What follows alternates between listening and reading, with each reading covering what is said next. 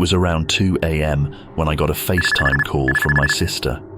Sarah was away at college, so late night calls weren't unusual because of the time difference. But this call was different. When I answered, the screen was completely dark except for what looked like ceiling lights moving past quickly overhead. And then I heard it, the sound of someone breathing heavily. Sarah? Nothing, just more breathing. Through the dark screen, I could hear footsteps.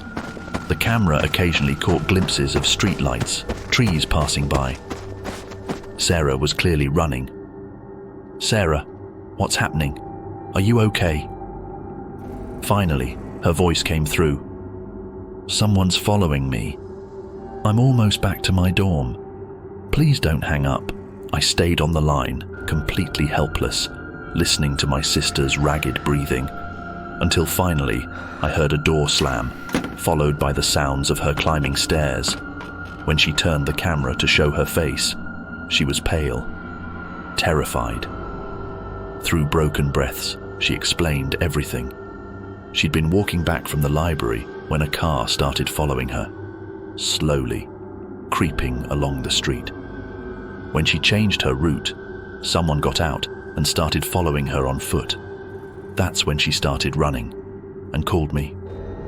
The next day, campus police revealed something chilling. 2 other students had reported similar experiences that same week. They eventually arrested a man who had been targeting young women walking alone at night. If Sarah hadn't kept me on that Facetime call as a witness and a lifeline, who knows what might have happened.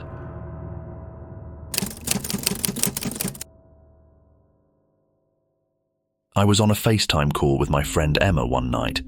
She was home alone. About 20 minutes into our call, the video started glitching.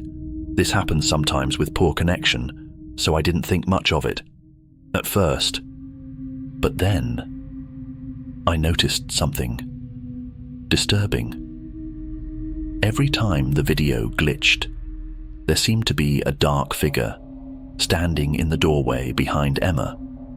When the video cleared, it would vanish. This happened 3, maybe 4 times, until finally, I had to say something. Hey, is anyone else home? Trying to keep my voice steady. No. Emma replied, my parents are out for dinner. Why?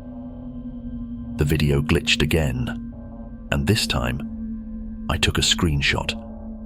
The figure was clearer now, tall, wearing dark clothes, just standing there. My hands shaking, I sent her the screenshot. Emma's eyes went wide as she looked at it. That's not funny. I'm not joking. It keeps appearing when the video glitches. She turned around to look at the doorway, but of course, nothing was there. Then, we both heard it. Footsteps coming from upstairs. Call the police. Now. The police arrived within minutes and found signs of a break-in through an upstairs window. The intruder had been in the house the entire time we were talking, moving around upstairs, occasionally coming to the doorway to watch Emma. They never caught the person, but what they found was chilling. The intruder had brought zip ties and duct tape. Those video glitches, somehow, had revealed what Emma couldn't see, and probably saved her life.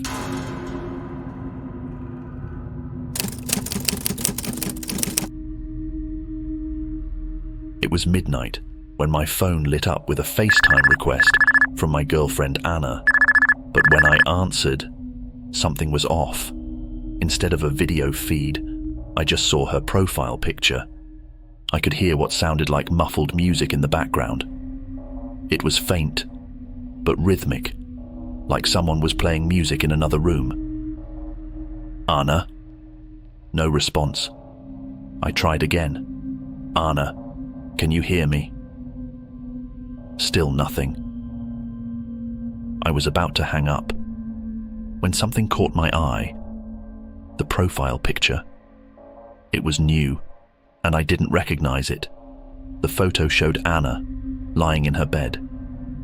Her face turned to the side against her pillow, clearly asleep. My heart started beating faster. Something felt very wrong. I took a screenshot and zoomed in. What I saw made my blood run cold. In the mirror behind her, there was clearly someone standing in her room, a dark figure, holding a phone, taking the picture. I tried calling Anna's phone directly. No answer. My hands were shaking as I immediately called her parents, who thankfully lived next door to her apartment. I told them something was wrong, that they needed to check on her right away. They rushed over and found her door unlocked. Finally, they told me Anna was fine. She was sound asleep, completely unaware that anything had happened. But her phone was missing. The police arrived shortly after. They took the screenshot I had captured, and what they discovered in the following days was even more disturbing. A maintenance worker, who had access to all the apartments, had been making copies of tenants' keys. He had been entering several apartments at night, targeting young women while they slept. The police found hundreds of photos on his devices. He had been doing this for months, sneaking into apartments, taking photos of women while they slept, even setting them as their profile pictures on their own accounts, accessing them through their unlocked phones. Without that accidental Facetime call that night, who knows how many more victims there might have been, or how far he might have gone.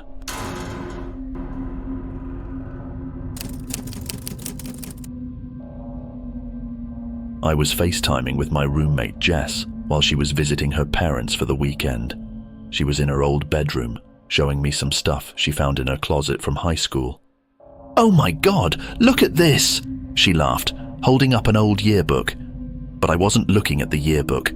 I was staring at the window behind her, where I could clearly see someone standing outside, looking in. My heart stopped. I tried to keep my voice calm.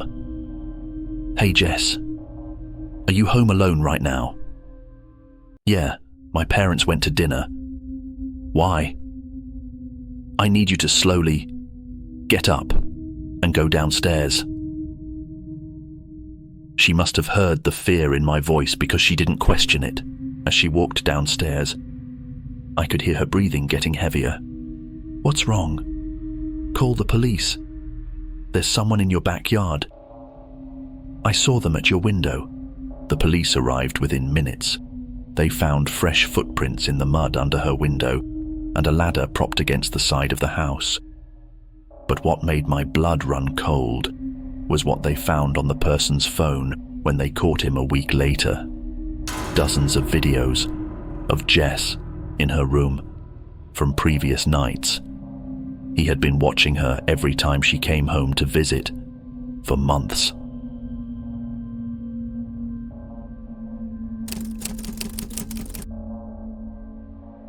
I was FaceTiming with my best friend Lily late one night. She had just moved into this old apartment building and was excited to show me around. "Check out this weird wall mirror," she said, turning her phone to show me the large mirror mounted on her bedroom wall. It looked old, like it had been there for years. As she was showing me around her room, I noticed something odd about the mirror. The reflection seemed delayed, like it was moving a split second too late. "Hey Lily," I said cautiously. "Do that again. Move in front of the mirror." She turned back to it, and this time we both saw it. The reflection wasn't quite right. It was like watching a video that was slightly out of sync. "That's weird," she said, walking closer. "Maybe it's just the angle or the..." She stopped mid-sentence, because in the mirror, we could now see another face, just barely visible, peering through the reflection, watching her. The call dropped suddenly.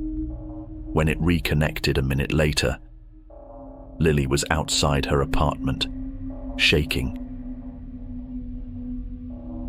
The police searched her place but found nothing at first until they examined the mirror. They found a hidden space behind it, leading to a crawl space between the walls. With fresh food wrappers and a blanket, someone had been living in there, watching her through the mirror, ever since she moved in.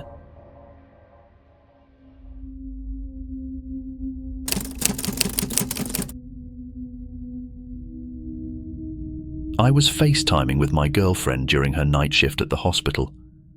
She works in the records department, down in the basement. Most people hate working down there, especially at night. It's this maze of old filing cabinets and flickering fluorescent lights, but Sarah actually enjoys the quiet. That night, she had to organize some old patient files, so she'd be there until morning. She looked tired already when she called, the harsh lighting casting weird shadows under her eyes. "Just keeping myself company while I sort through these," she said, showing me the stacks of folders on her desk. "It's creepy down here alone." The connection was terrible that night. Her image kept freezing, breaking up into pixels, the audio cutting in and out, like static on an old TV. "The signal's awful tonight," she said, her voice distorted. "Must be the storm." I could hear the rain through the basement windows. But something felt off. Every time the video glitched, the room behind her looked different. Empty filing cabinets would suddenly be full, papers on her desk would move, and the clock on the wall. It kept showing different times. "Are you moving around?" I asked, trying to hide the worry in my voice. "The background keeps changing." "No," she said, looking confused. "I've been sitting here the whole time." She turned to look behind her. "Though, it does feel colder suddenly." The video glitched again. And this time, I saw something that made my blood run cold. All the filing cabinets behind her were open, papers scattered everywhere, like someone had ransacked the place. But Sarah, she was still calmly working at her desk, as if nothing was wrong. "Sarah," I said slowly, "what time did you start your shift?" "Around 8. She said, not looking up. "Why?" I stared at the call duration on my screen. 8 hours and 47 minutes, but I had only called her 20 minutes ago, at midnight. "The cameras," she said suddenly, but her voice sounded different, hollow somehow. "They haven't worked down here for weeks." She smiled, but it wasn't her smile. The video glitched one more time, and for a split second, I saw what was really in that basement. The files weren't just scattered, they were aged, yellow, covered in dust. And Sarah, where Sarah should have been, there was just an empty chair. The video froze completely. Then the call dropped. My hands were shaking as I tried FaceTiming her back. No answer. Again and again. Nothing. Finally, after what felt like hours, I called her cell number instead. She picked up, sounding groggy. "Hey, what's up?" "Where are you right now?" I asked, barely breathing. "At home, in bed. I called in sick today, remember? I texted you earlier." "Check your FaceTime history," I said. Did we talk tonight?" "No," she said. "I've been asleep since 8. Are you okay?" I never told her what I saw that night. I couldn't.